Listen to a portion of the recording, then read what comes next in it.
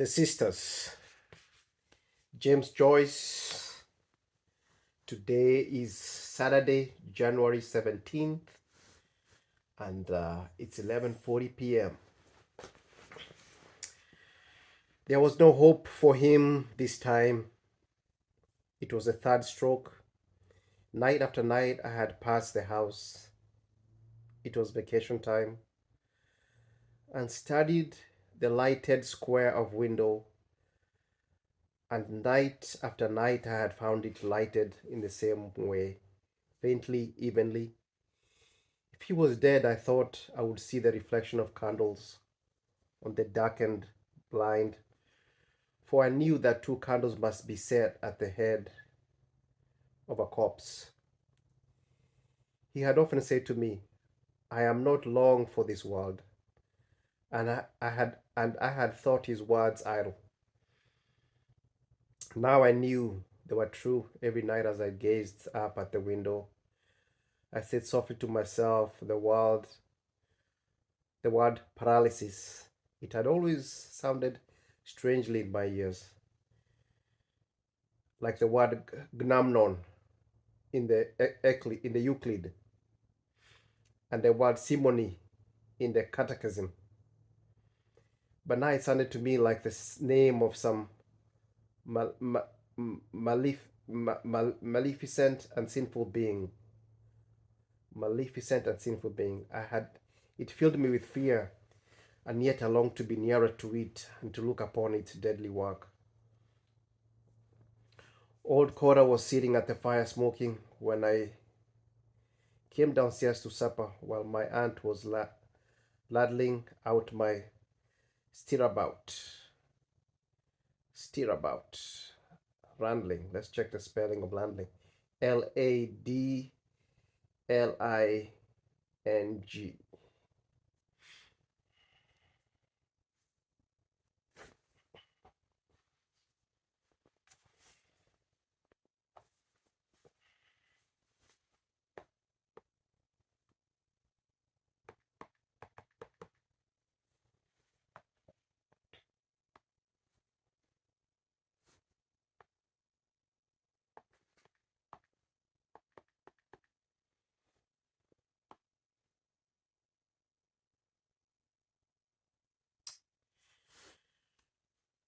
To verb is ladle. To serve soup, stew, or sauce with a ladle.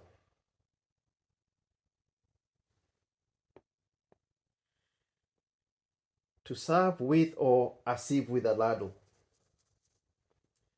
That's landling. Ladling. The second word, that was, and my aunt was landling out my stirabout. Stirabout. Stirabout. Stirabout.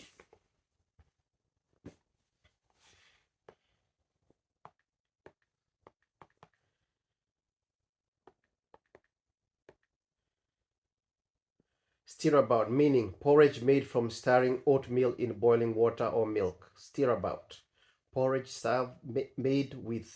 made by stirring oatmeal in boiling water and milk. Back to the sentence. While my aunt was ladling out my stirabout, he said, as if returning to some former remark of his, no, I wouldn't say he was exactly, but there was something queer. There was something uncanny about him. I'll tell you my opinion. He began to puff at his pipe, no doubt arranging his opinion in his mind.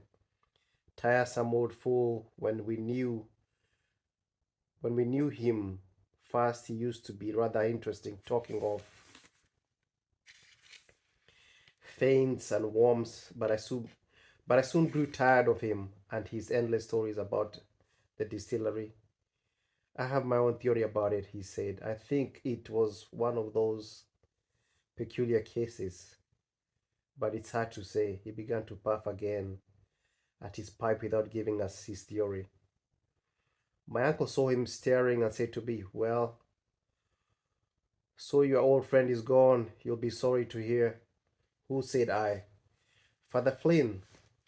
Is he dead? Mr. Cotter here just told us he was passing by the house. I knew that I was under observation, so I continued eating as if the news had not interested me. My uncle explained to old Cora,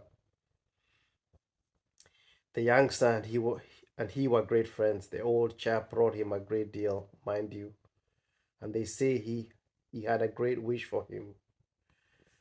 God have mercy on his soul, said my aunt piously.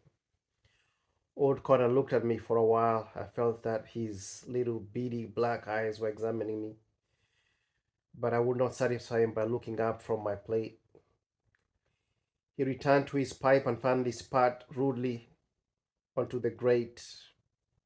I wouldn't like children of mine, he said, to have too much to say to a man like that.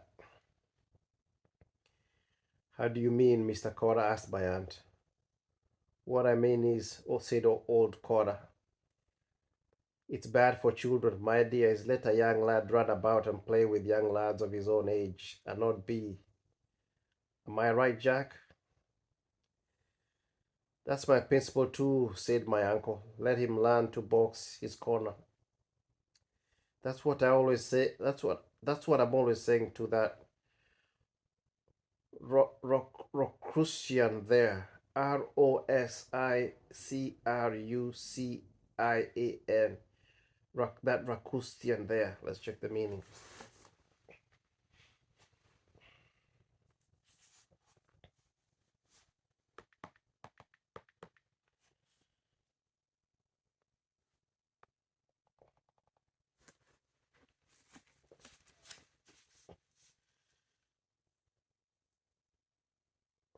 Rosic, Rosic.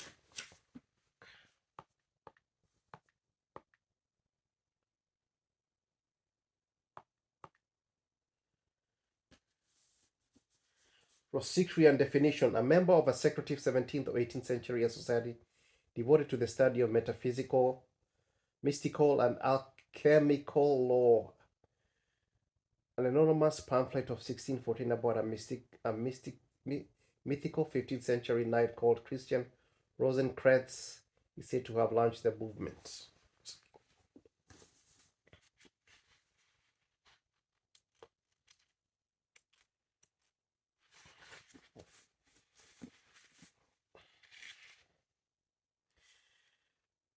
That's what I always said. That's what I'm always saying to that Lacustrian there. Take exercise. Why, when I was a nipper, every morning of my life I had a cold bath, winter and summer. And that's what stands to me now. Education is all fine and large, Mr. Cora. It's all fine and large. Mr. Cora might take a pick of that leg of mutton, he added to my aunt. No, no, no, not for me, said O'Cora. My aunt brought the dish from the safe and put it in the table. And why do you think it's not good for children, Mr. Cora? She asked. It's bad for children, said O'Cora, because their minds are so impressionable. When children see things like that, it has an effect. I crammed my mouth with stare about for fear I might give utterance to my anger. Tiresome old red-nosed imbecile. It was late when I fell asleep. Though I was angry with old Cora for alluding to me as a child, I puzzled my head to extract meaning from his unfinished sentences. In the dark of my room, I imagined that I saw again the heavy grey face of the paralytic,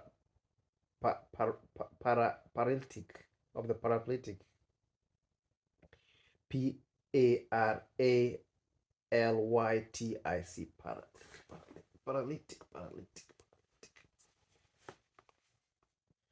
Guess it has something to do with the paralysis. Paralytic.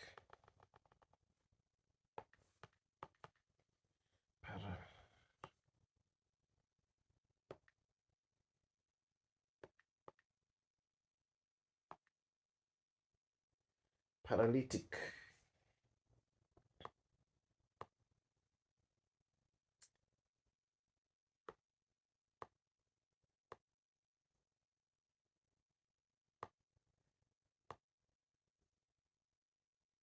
relating to paralysis. A person affected by paralysis. I drew the blankets over my head and tried to think of Christmas, but the grey face still followed me.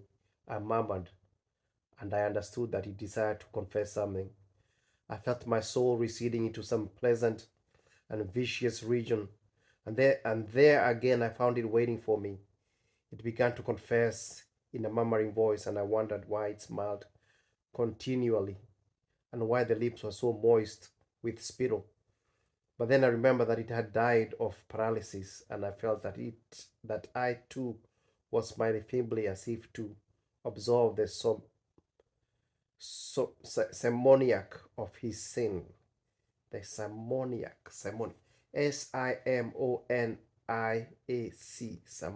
simoniac.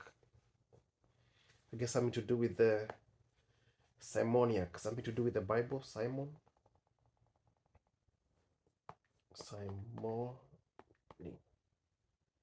simoniac.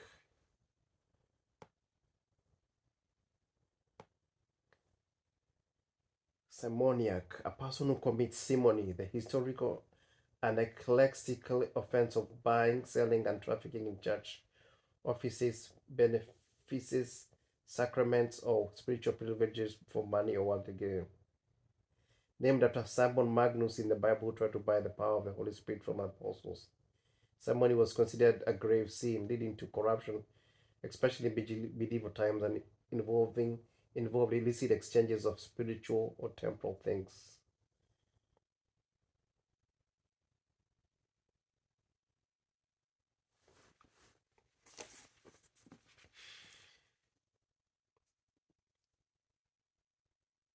Simply as if to absolve the Simoniac of his sin. The next morning after breakfast, I went down to look at the little house in Great Britain Street.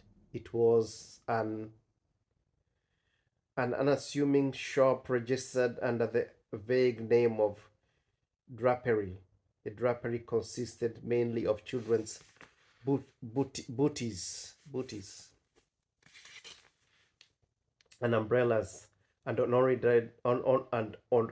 ordinary days a notice used to hang in the window saying umbrellas recovered. No notice was visible now, for the shutters were up. A grape bouquet a great bouquet was tied to the door knocker with ribbon. Two poor women and a telegram boy were reading the card pinned to the grape. I also approached and read, July 1st, 1895, the Reverend Flynn, formerly of St. Catherine's Church, Meath Street, aged 65 years. 65 years, rest in peace. The reading of the card persuaded me that he was dead, and I was disturbed to find myself at check. Had he not been dead, I would have gone into the little dark room behind the shop to find him sitting in his armchair by the fire, nearly smoothed in his great coat. Perhaps my aunt would have given me a packet of high toast for him, and his presence would have roused him from his stupefied doze. It was always I who emptied the packet into his black snuff box, for his hands trembled too much to allow him to do this without spilling half the snuff about the floor. Even as he raised his large trembling hand to his nose, little little clouds of smoke dribbled through his fingers over the front of his coat. It may have been these constant showers of snuff which gave his ancient priestly garments their green, faded look, for the red handkerchief, blackened as it always was with the snuff stains of a week, with which he tried to brush away the fallen grains, and was quite ineffectuous, ineffectuous, not successful. I guess that's the meaning of infectious. I wished to go in and look at him, but I had not the courage to knock. I walked away slowly along the sunny side of the street, reading all the theatrical advertisements in the shop windows as I went. I found it strange that neither I nor the day seemed in a morning mood, and I felt even annoyed at discovering in myself a sensation of freedom, as if I had been freed from something by his death. I wondered at this, for, as my uncle had said the night before, had he had taught me a great deal. He had studied in the Irish college in Rome. He had taught me to pronounce Latin properly. He had told me about he had told me stories about the catacombs and about Napoleon Bonaparte. He had explained to me the meaning of the different ceremonies of the Mass and of the different vestments worn by priests. Sometimes he had amused himself by putting difficult questions to me, asking me which one should do in certain circumstances, what one should do in certain circumstances, or whether such and such sins were moral or venial or imperfections. His questions showed me how complex and mysterious were certain institutions of the church, which I had always regarded as at the simplest at, at, as the simplest acts. The duties of the priest towards the Eucharist and towards the secrecy of the confessional seemed so grave to me that I wondered how anybody had ever found in himself the courage to undertake them. I was not surprised when he told me that the fathers of the church had written books as thick as the post office directory and as closely printed as the law notices in the newspaper, elucidating all these intricate questions. Often when I thought of this, I could make no sense, or only a very foolish and one halting one upon which he used to smile and nod his head twice or thrice. Sometimes he said to me, he used to put me through the responses of the Mass which he had made me learn by heart, and as I parted, he used to smile pensively and nod his head, and now and then pushing huge pinches of snuff up each nostril alternately. When he smiled, he used to uncover his big discolored teeth and let his tongue lie upon his lower lip, a habit which he made me feel uneasy in the beginning of our acquaintance before I knew him well. As I walked along in the sun, I remembered old old Cotter's word and tried to remember what had happened afterwards in the dream. I remembered that I had noticed long velvet curtains and a swinging lamp of antique fashion. I felt that I had been very far away in some land where the customs were strange in Persia. I thought, but I could not remember the end of the dream. In the evening, my aunt took me with her to visit the house of mourning. It was after sunset, but the window panes of the house that looked to the west reflected the tawny gold, the tawny TAWWNY,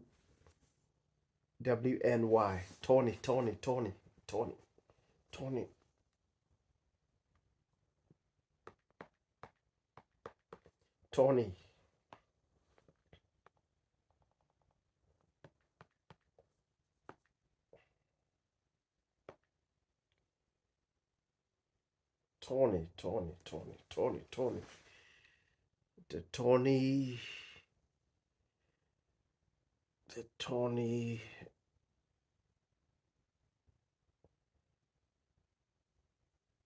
the tawny, the tawny.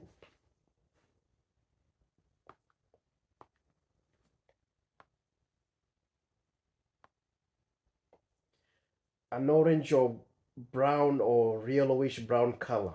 So kind of dirty, tawny gold over a great bank of clouds. Nanny received us in the hall, and as if it would have been unseemly to have shouted at her, my aunt shook hands with her for all.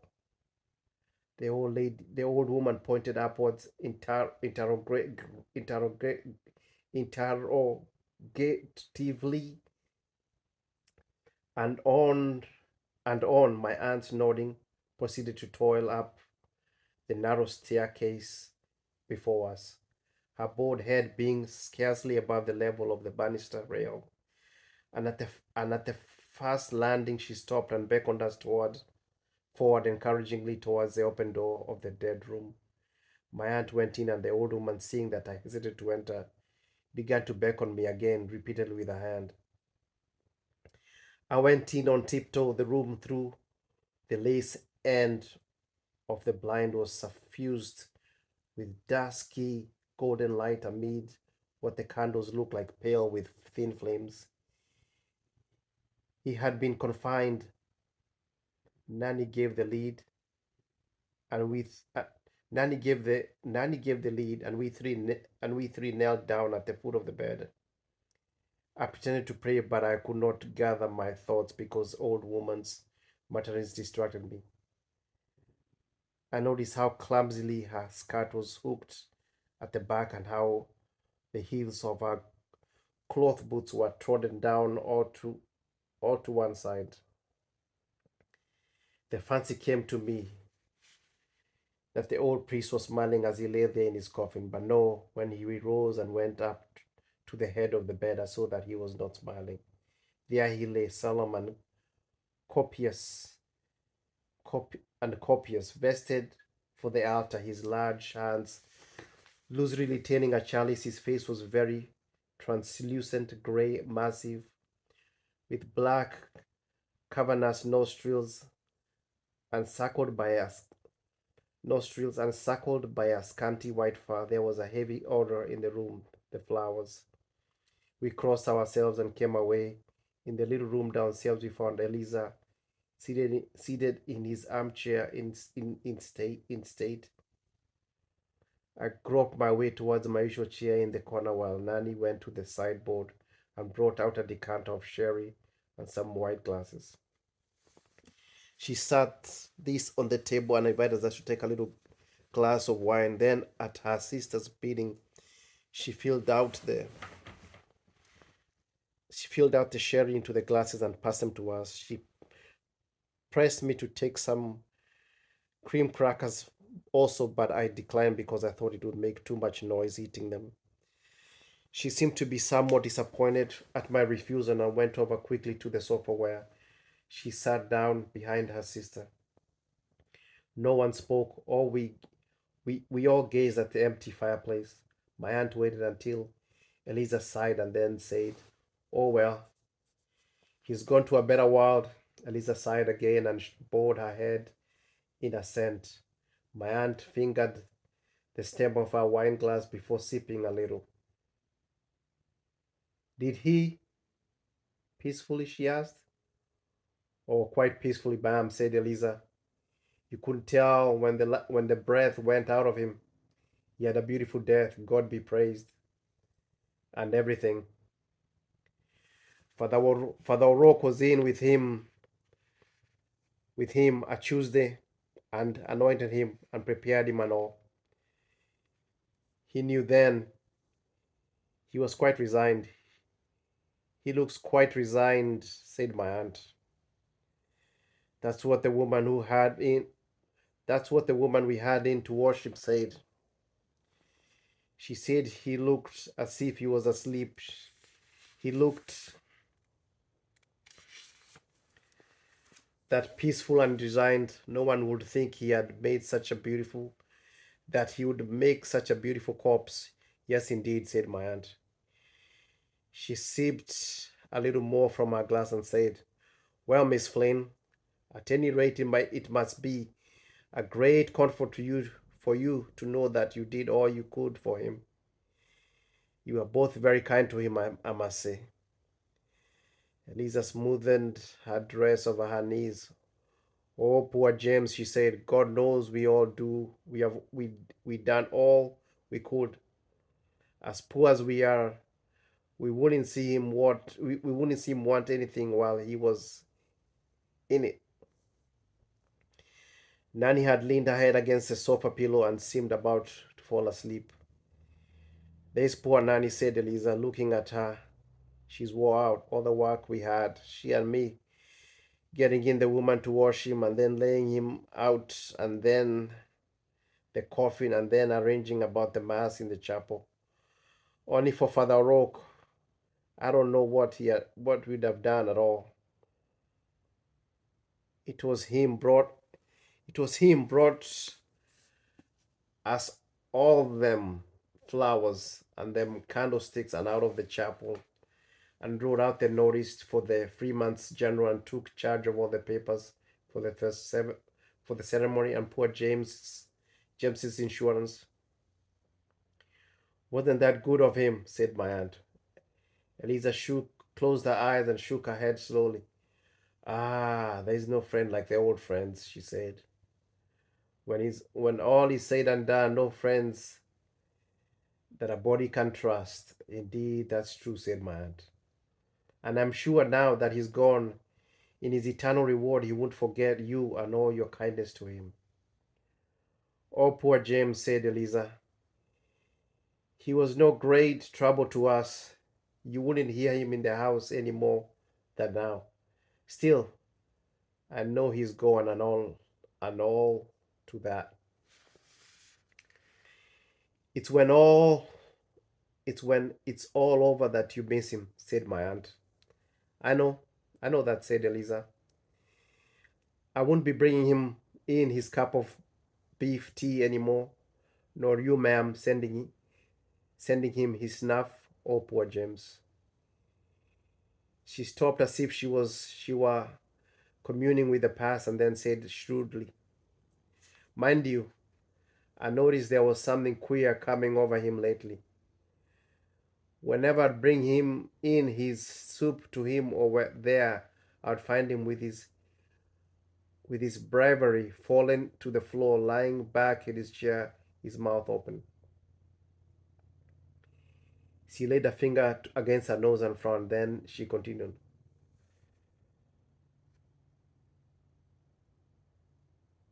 Brev, with his breviary, breviary, breviary.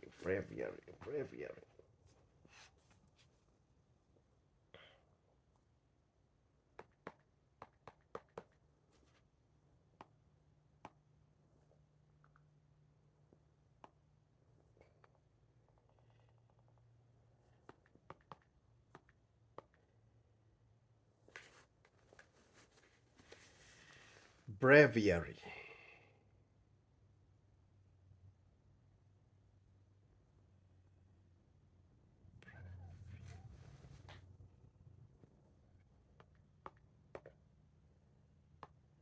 Breviary. A book containing the service for each day to be recited by those in the order of the Roman Catholic Church. Breviary. Breviary.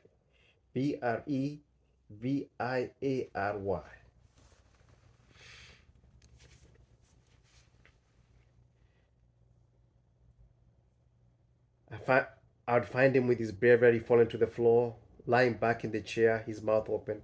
She had laid a finger against her nose and frowned. Then she continued, but still, all he kept on saying that before the summer was over, he would go out for a drive one fine day, just to see the old house again where we were all born down in Irish Town, and take me and Nanny with him. If we could only get one of those newfangled carriages that makes no noise that Father O'Rourke told him about, then with the rheumatic wheels for the day, cheap, he said. He's for the day cheap, he said, at Johnny's, rushes over the way there and drive out the three of us together. Over Sunday evening, he had his mind set on that. Poor James. The Lord have mercy on his soul, said my aunt. Eliza took out her handkerchief and wiped her eyes with it. Then she put it back again in her pocket and gazed into the empty grate for some time without speaking. He was too scrupulous always, she said. The duties of the priesthood were too much for him, and then his life was, you might say, crossed. Yes, said my aunt. He was a disappointed man. You could see that. A silence took possession of the little room, and under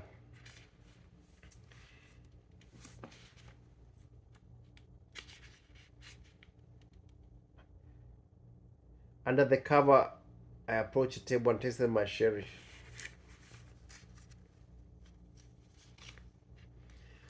The table and tasted my sherry, and then returned quietly to my chair in the corner. Eliza seemed to have fallen into a deep reverie. We waited respectfully for her to break the silence, and then after a long pause, she said slowly, "It was that chalice he broke. That was the beginning of it. Of course, they say it was all right, that it contained nothing. I mean, but still, they say it was a boy. It was a boy's fault. But poor James was so nervous. God be merciful to him. And and was that it?" said my aunt. "I had something. I had some." Eliza nodded. "That affected his mind," she said. "After that, he began to mope about himself, talking to no one, wondering about himself. So one night he was wanted for to go. He was wanted for to go on a call, and they wouldn't find him. They couldn't find him anywhere. They looked up, they looked high up and low down, and still they couldn't see a sight of him anywhere. So then the clerk suggested they try the chapel. So then they got the keys and opened the chapel, and the clerk and Father Roque and another priest that was there brought in a light to look for him. And what do you think? But there he was, sitting by himself in the dark, in his confession box, wide awake, laughing like softly to himself. She stopped suddenly, as if to listen. I too listened, but there was no sound in the house, and I knew that the old priest was lying still in his coffin, as we had seen him, solemn, translucent in death, an idle chalice on his breast. Eliza resumed, wide awake and laughing alike to himself. So then, of course, when they saw that, that made them think that there was something gone wrong with him.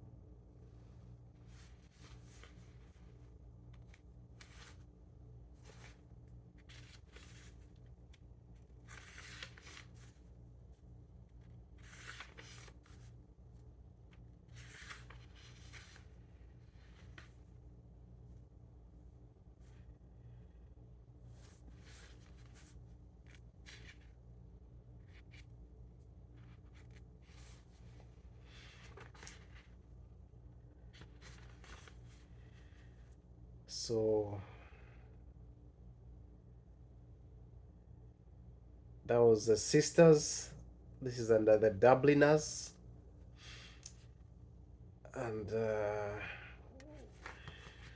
that was page 28. We finished that. And the next one is going to be the encounter. So appreciate it. What time is it now? 12:14. We're gonna keep on reading James Joyce. Try to finish this one. This is the Portable James Joyce, an introduction and notes by Harry Levin. The